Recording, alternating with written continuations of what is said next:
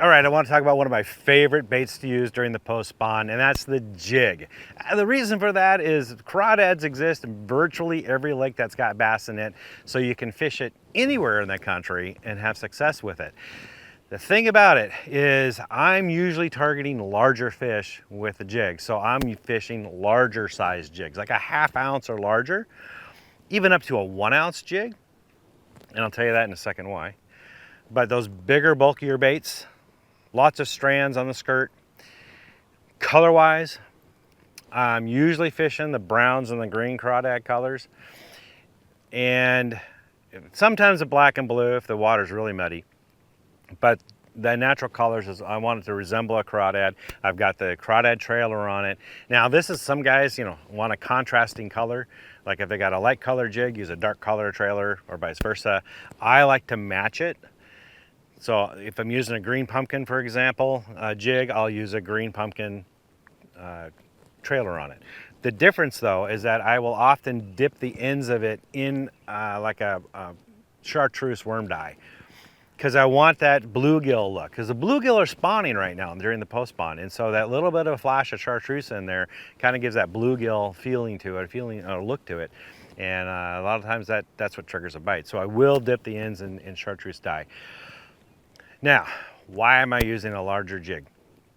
Couple of reasons. One is sometimes I'm fishing in deeper water, 10 to 20 foot deep.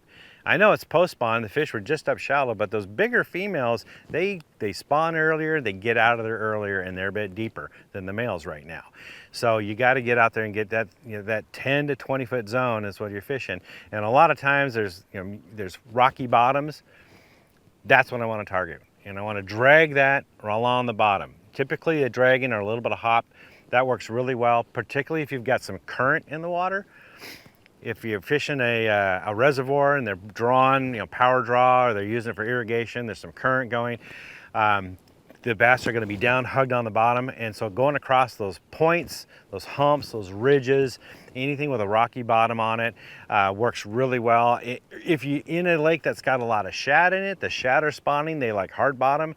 That shad spawn happens really, really, really early in the morning. Like break of dawn, the first hour or two of daylight can be dynamite. The shad are spawning, the bass are up there feeding on them, dicking that jig and just dragging it and hopping along the bottom can be really good.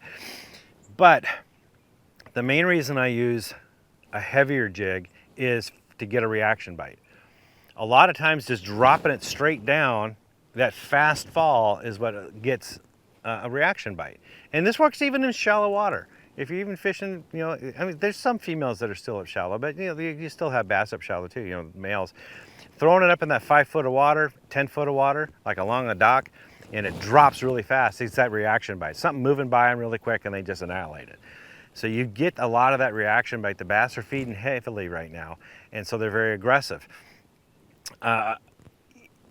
Another way to fish it, and again with a heavier jig, is say for example, if you're fishing post front, or if they're not pulling any water for whatever reason, but there's slack current and the bass come up and suspend a little bit, you stroke the jig.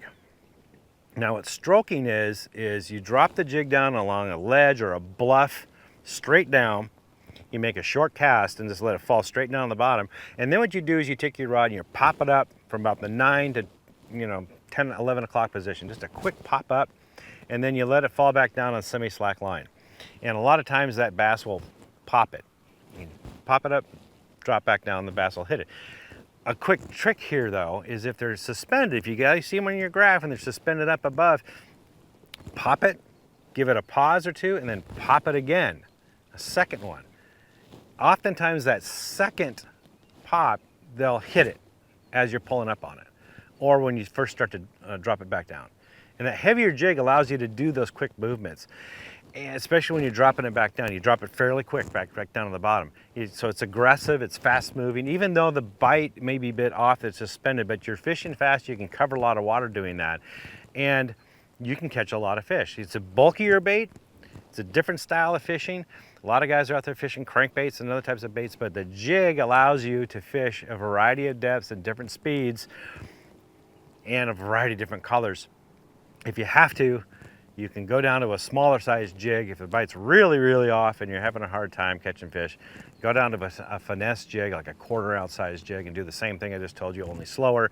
Again, those bluffs, those sharp drops, those deeper ledges, and long tapering points, that's where those bigger females are gonna be hanging out, and that's what I target with that jig. Hope that helps. For more tips and tricks like this, visit bassresource.com.